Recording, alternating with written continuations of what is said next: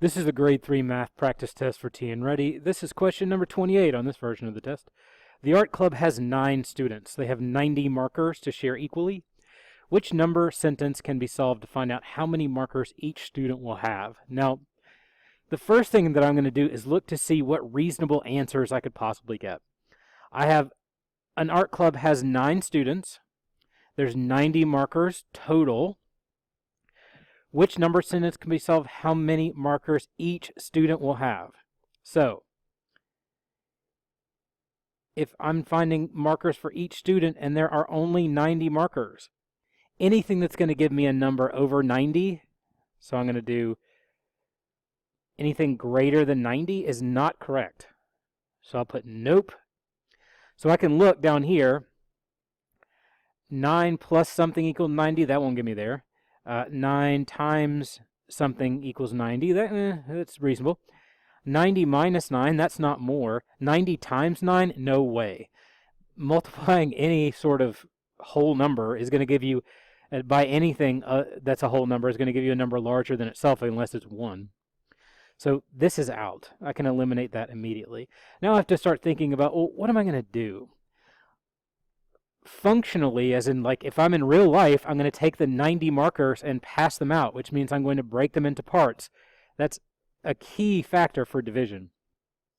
So what I'm really doing is divide.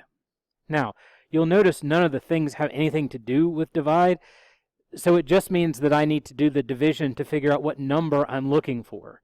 That's the key thing. And there's a bunch of ways you could do it. You could do, make 9 groups, and 1, 2, 3, 4, 5, 6, 7, 8, 9, and then make X's all the way down until you get 90 markers if you don't know the division. Or this is a calculator allowed section, so why wouldn't I use it, right? If you have one. If you don't have one, it's fine. And you probably knew the answer anyway. 90 divided by 9 is 10. So that means that for every kid, I'm going to have 10 markers. So all I need to do now really is look at the remaining choices and see if I have any answers that make reasonable sense that it could be 10. This one says 90 minus 9 equals 10. That's obviously not true, folks.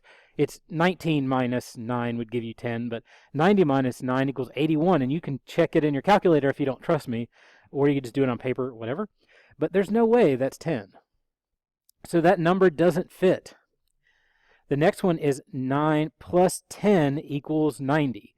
9 plus 10 does not equal 90.